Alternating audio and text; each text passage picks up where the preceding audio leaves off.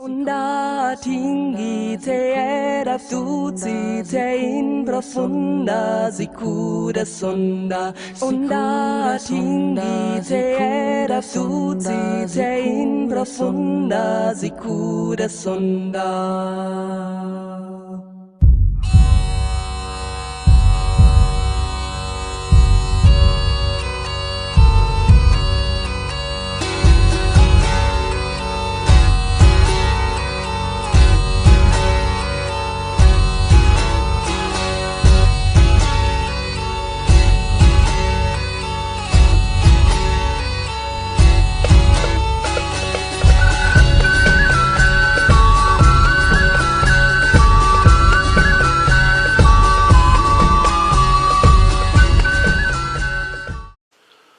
G'day, Tragic here, and welcome to the return of round 2 in Pathfinder. What are we doing? The Poison Pill. Oh.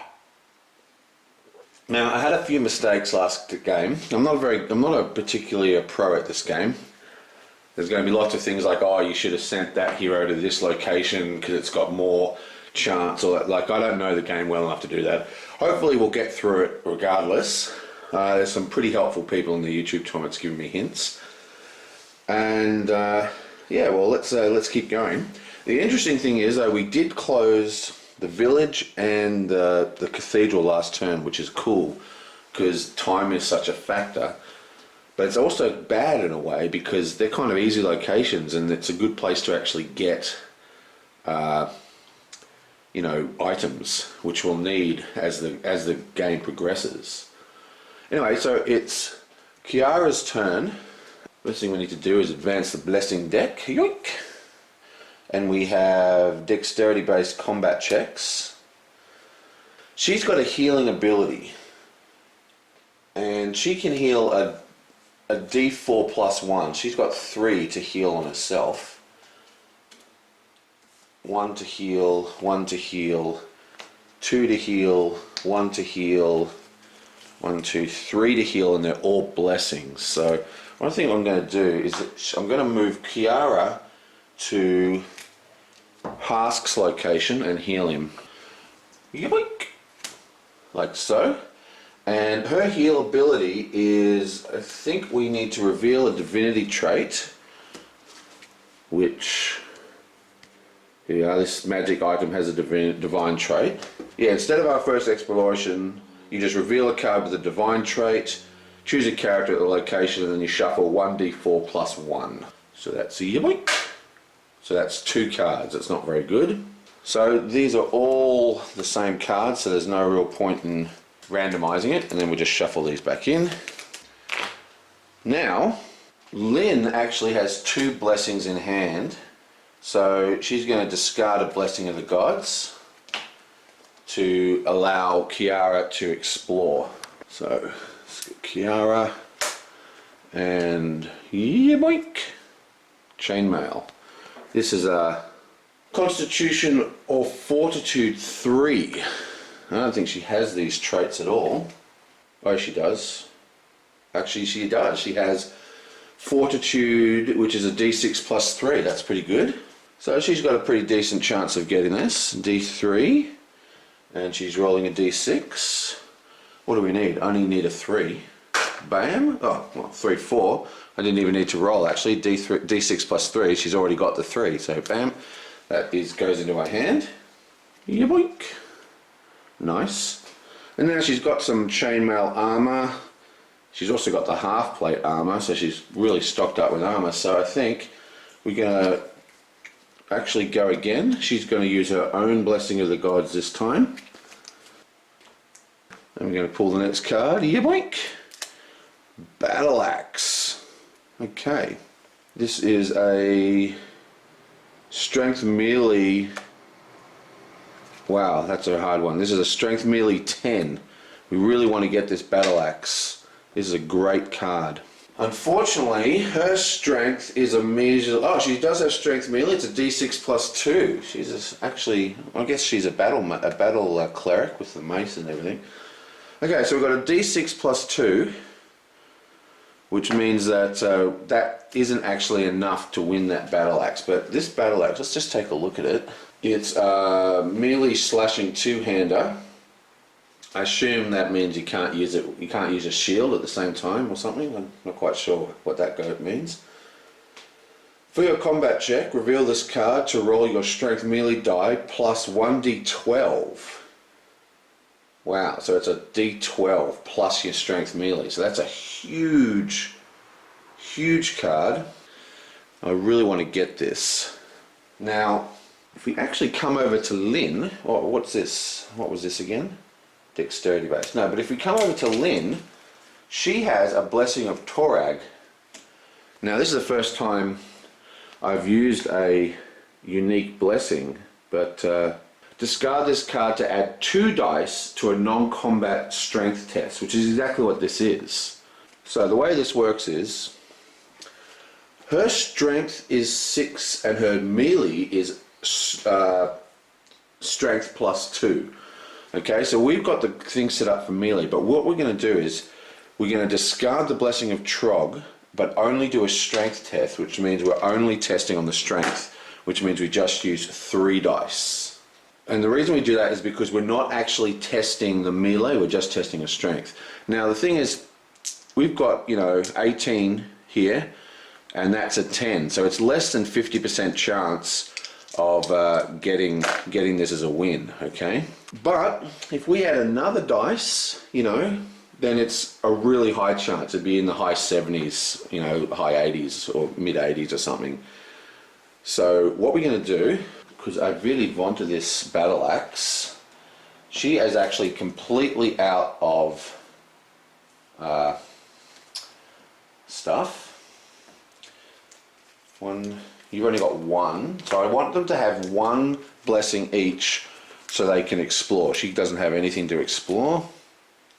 1, 2, 3, 4, 5. Why has she got 5 cards? Oh no, that's Husk. No blessing. You'll have blessings. 1. Okay, he's got 2 blessings, so he's going to spend 1 blessing to add another die. Right, and now we have an extra d6. So hopefully, come on, 10. God damn it! Oh, that's a terrible loss. 3, 4, 5, 6. Okay, well, fail.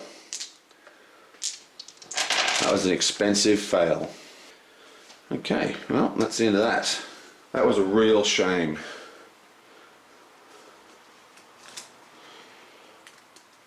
We lost badly. Oh well. For the next blessing, I'm so disappointed. I've got to remember not to do that. It is a non-combat dexterity check.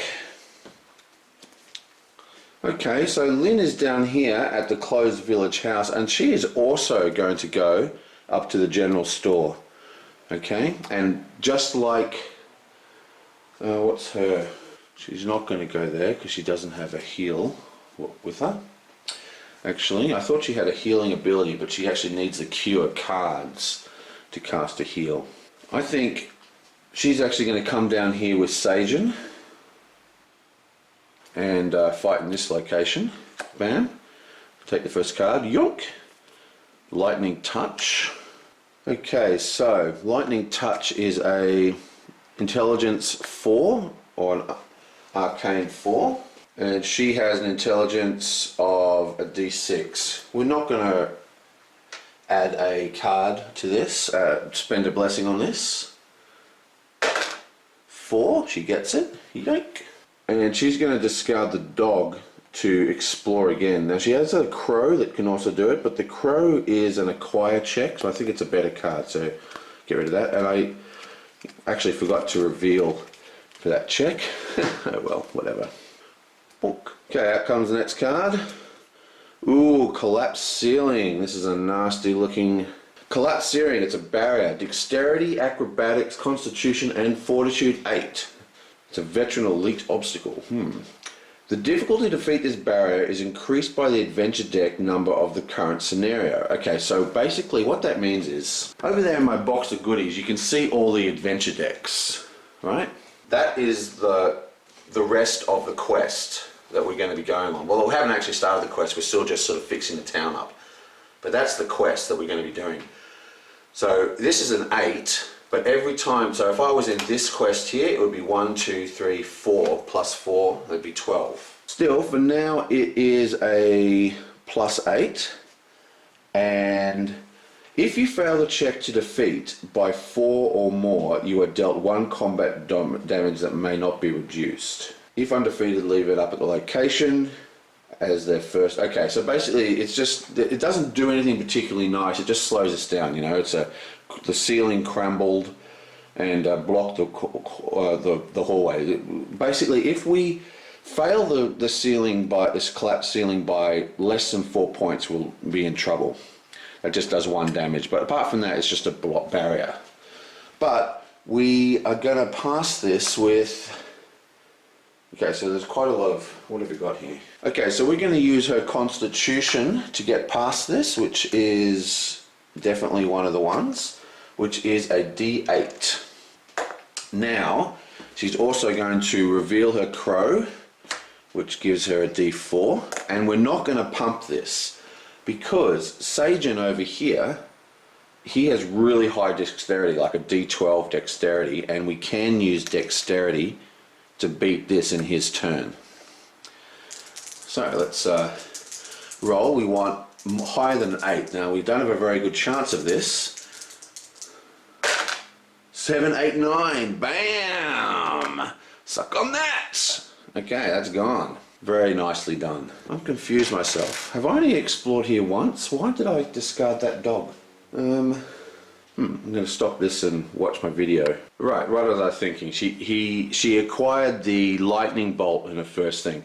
So basically I'm aiming to do every character explore twice per turn. That's what my current goal is. Okay, so she goes back here and that's her done. Fairly successful turn. Boink. Where's her little cheat sheet? Oh, here it is. Bang. Okay, now we have Amory. You know, seriously, I need a pronunciation guide for this game. That's what I need. Now, Amory's down here at the lighthouses is one of the more aggressive locations. Lots of monsters. And we get an explosive rune trap. That's arcane probably. Oops, helps if we flip the blessing deck. What do we get? Strength-based combat check. Okay, so explosive runes. Intelligence, arcane, dexterity, acrobatics. I think she sucks at all of them. She's got a D6 for dexterity, and we need a 10 dexterity. Wow. To defeat this barrier is increased by the, no, blah blah blah, that's just increasing the difficulty. If undefeated, discard the top card of your deck. Each character at this location is dealt 2d4 fire damage, and then banish this card. Okay. I'm just going to let this happen. I'm not even going to bother trying to punch through it. Now the reason why is she's only got a hand size of 4. No matter how much damage you take, you only discard 4 cards, right? Which means she can discard her entire hand here. It also means that she can only draw 4 cards a turn, which effectively makes her have the largest health pool in the game. She could take a 50-point fireball to the face and it'll still only do 4 damage in, you know, game terms. So we're just going to let this happen. So we're not even going to bother rolling because she's only got a D6 and she has to get a D10, and we want to save those blessings. So we have to discard the first card of our deck and then deal a 2d4 fire damage, and she has no innate weaknesses to fire that I know of, so that doesn't matter. So 2d4s, so hopefully this will be a 1. 2 damage. We get 1 and a 3. Oh, this is this annoying dice that's got the numbers on the bottom, while this dice has the numbers on the top. But that is 4 damage. Not good.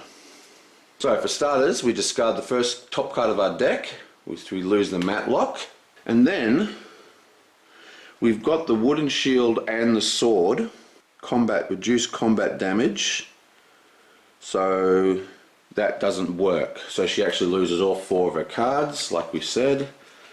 And, well, that's about that. We have gotten rid of this explosive rune though, that gets banished. Yabonk. Now, some people say, why aren't I shuffling those back into the deck? And I say, stuff you, I do it this way. And the reason why I do it this way is it just means that you get more interesting results. If you shuffle them all back in, you can get them again. And I like the idea of every card being new, especially once you have more and more cards added. So that's why, which is a shame because I wouldn't mind that battle axe coming back. But you know, house rules are house rules, so I have to eat it. Okay, and now she draws up to 4 cards. 1, 2, candle, 3, 4. Okay. And the reason we're drawing is because we're ending her turn, because she had no weapons in hand. That means she can't really explore. Well, I guess theoretically she could explore, and she couldn't actually take any damage, and we could see what was coming next. Should I do that? Is there any reason I can't do that? No, I'm just gonna leave it like that. Okay, now we have Sajan's turn. We have a Blessing of Cianderil. That's a non-combat constitution check. And he is also down at the town square. Short sword. We only need a strength 4 to do this, or a melee 4. And he has a d6. We don't really care about this, so we're just going to roll a d6. Yoink. Get a 5, he gets it anyway.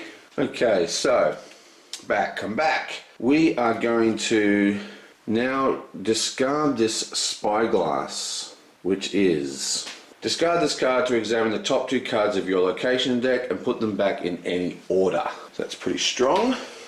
So, Yabunk. Ah, Pillbug Podica. Yabunk. And mirror image. Okay. So let me have a look here. This is actually the guy. Poison damage and may not be reduced. It's a combat check of 11. Okay, so that's interesting. So let's just put him like that for now. So he's next. Now the problem is we have one location that we can't close. But we know that he's next. We know that he's the next guy now coming out of the town square. And we've got tons of 1, 2, 3, 4, 5, 6, 7, 8, 9, 10, 11, 12, 13, 14, 15, 16, 17, 18, 19 turns left. So what we're going to do is we're going to abandon this location and then try and close some of the other locations manually first. And that's going to give us some time to find some more items, which is all important. But we know that's where the bad guy is, so that's like, 90% of the battle with this game. Beautiful. Spyglass, I love you. Okay, well there's definitely no point in using a blessing to do another, search or whatever. So let's go to the next turn. Yoink. This is add 2 dice to a check when playing a spell, and we're actually on Sione's turn. Let's hope she gets a huge monster. Okay, yoink. She's at the Apocryphy. Yoink. And it's Dexterity Acrobatics, Boots of Elven Kind. Okay, so you can recharge it to succeed at a stealth check, which is very, very handy for her actually. Stealth checks are kind of like an avoiding a monster, and you get a plus to acrobatics. So what she needs Dexterity or Acrobatics 5.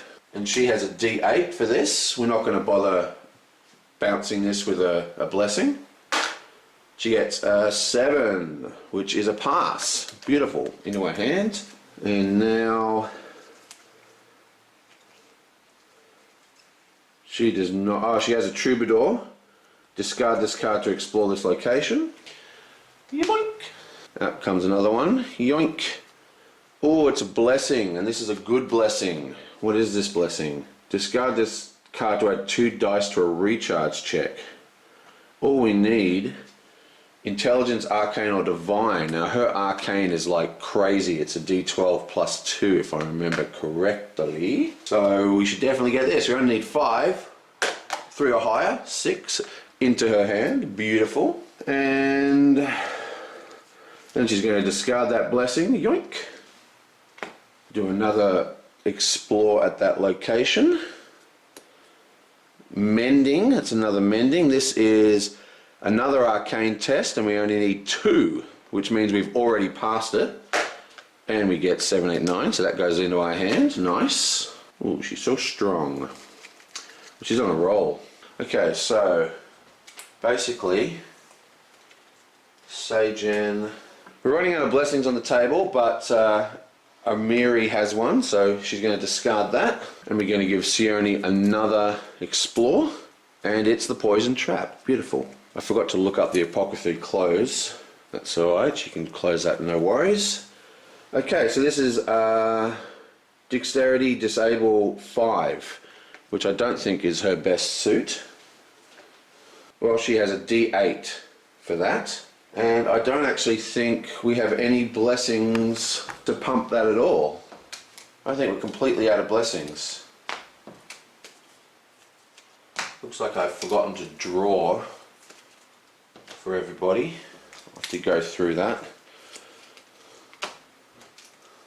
Yeah, I've forgotten to draw new cards, except I've used blessings from people, so I don't know who gets how many cards. Ah! Okay, I'm going to stop the video and find out exactly what's going on with that and see if we draw any new blessings, and then I'll be back. Oh, you know what? It's just too hard. I had to look through the video, but because I didn't count the cards at the end of every turn, I just can't. I can't remember. So we're just going to have a whole round of bad cards. I'll probably make up for all the mistakes I've done, but we're going to do a blessing to add another D8, I believe it is. Yeah, D8. When I turn the light on, and then we can see a bit better. Okay, so we need a Dexterity Disable of 5, and we're going to be doing Dexterity plus a blessing, so that's 2 D8s. And that should be all good. Boom. 6, 7, 8, 9. That is passed. Okay, now we can close the location. And to close the Apothecary, all we need to do is succeed an intelligence check or a craft check of 6, which she should be able to nail. Actually, she only has a D6 for her intelligence check. That's not very good. We're not going to blessing this. 2, that's a fail. So that location stays open. Now I believe that means she still is forced to encounter there every time, which is fine for us because like I said, what we're trying to do here, but every time she encounters she can now close. Is that right? Is that how that works? I'll have to check that out, but for now that is not closed. Remember, we're trying to get you know, new weapons and stuff, and we know that Pillbug is here. We know that's an intelligence check. So when we go to kill Pillbug, even if that's not closed, we can just send someone with a high intelligence to that area to ensure that we draw it. Okay, so she has 1, 2, 3, 4, 5, 6, 7. So she doesn't draw any cards. I don't believe you discard down. You always just draw, and bam, that's the last card. We now should have 12 in here. 1, 2, 3, 4, 6, 7, 8, 9, 10, 11, 12. Excellent. And this is another blessing from who gives us a plus to our spells. And it is good old Hask's go. Hask is at the general store again. Flip! Oh, it's another poison trap. Okay. Let's do this. You know, I've been forgetting about his awesome ability here. At the end of your turn, you may examine the top card of your location deck. Really, I've got to start using that. That's super powerful. Anyway, so what are we doing here? Dexterity or disable. We don't have any thieves in our group. That's pretty bad. We have a dexterity of D8 plus 3, which means we should nail this. Again, we're not too worried. D8 plus 3. I'm not going to spend a blessing because, you know, we don't have any. Boom! 5, 6, 7, 8, 9, and that is done as well. Okay, so now we need to close this location, and the location's closing thing is banish a card from our hand. Now banishing is pretty harsh, it just means the card is actually thrown out of the game completely. Now what have we got here? Snake. Stealth check. 1d4 to melee combat. We're going to discard this snake. And it's not actually discarded, it's banished. And this location, yoink, is closed. It does have a permanent closed ability. On closing, add 1d6 random items to this location. Without looking at them, then automatically acquire the top card. Wow, that's pretty good.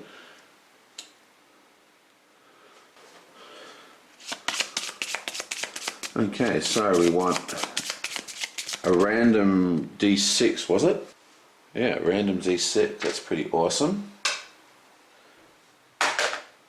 You get a 2, so that's a random 2 card, that's not too good. Okay, so without looking at these, we're just going to sleeve these. Basically what I'm going to do with this game is, because it's got so many cards, I'm just going to sleeve the cards as I need the sleeves, because it's got billions of sleeves. I think you need like 500 cards or something, 500 sleeves for it. Okay, so that's 2, and these get shuffled in. Okay, it just says, on closing, add 1d6 random items to the location without looking at them. So I'm going to assume that means shuffle them in, even though it doesn't say to do that, and reveal the top card. Yoink. Oh, it's a monster. Great. Okay, it says, then automatically acquire the top card. What? I have no idea how that works. Okay, so we can't acquire this card, so I guess we've got to fight it. Maybe I was supposed to put them on the top of the deck and then just pull the first card. Okay, well, let's get this one. Let's check him out. Combat 9 to defeat. What an awesome drawing. Before the encounter, succeeded a Wisdom 9 check, or the difficulty of the checks increased by 1 for the rest of the turn. Bunyip damage cannot be reduced. It's a combat 9, but first we need to do a Wisdom check, a Wisdom 9 check. I don't think his Wisdom's particularly good, actually. His Wisdom is 6. So we don't have anything to help him with this, because we're out of blessings across the board. So that is a failure, which means we need a 10 check to beat him, a combat 10 check. Okay, so we're going to reveal his crossbow, and that is use our dexterity or ranged plus 1d8. So we're just revealing this, it goes back into our hand. Okie dokie, can he beat this nasty bunyip? What was this doing? What was this like hanging out in the back of the store? Like, oh well, I'll just walk into this part of the store, opens the back closet, and oh my god, a bunyip jumps out, all fat and snarling.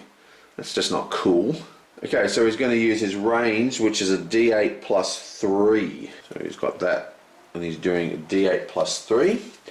So that's plus 3, plus a d8, plus another d8. That's it, that's all he gets. We don't have any other things, so hopefully, what we need, 10 to beat. Got a pretty decent chance of this, it'll be over 50%, I'm sure. Bam! 6, 10, 11, 12, 13, the bunyip is gone, bunyip is down. Bunyip is down, bunyip is down. This was revealed, so it goes back into his hand. Then using his special ability, which just says, at the end of your turn you may examine the top card of the deck. So let's have a look. Yook. And the top card is an enchanter. Okay. So we do not want to travel to that location, because I'm pretty sure, I really should read the rule book again. I'm pretty sure you can, even though these are closed, I'm pretty sure you can still stay there and access these locations. Now this one, I don't think you can actually close it until we get rid of all 3 of those cards, which is a real bummer, so we've got to send someone with intelligence there. But I think even though that's closed, we can still access the cards there. I'm not sure, but we don't want to anyway, because there's a horrible siren next. Anyway, that is closed. And we have 1, 2, 3, 4. We draw to 5 cards for this guy. Yoink. And there we go. Well, that was another very good turn for us. We had the chance to close 2 locations, and we know where Pillbug is. So all we've got to do is work on the city gate, the lighthouse, and the guardhouse, and we're pretty much done. We'll send our high intelligence character to the apocryphy to just make sure that gets closed next turn, and we should be good. Oh yeah. Onda tinggi te era tutti te in profunda sicura sonda. Onda tinggi te era tutti te in profunda sicura sonda.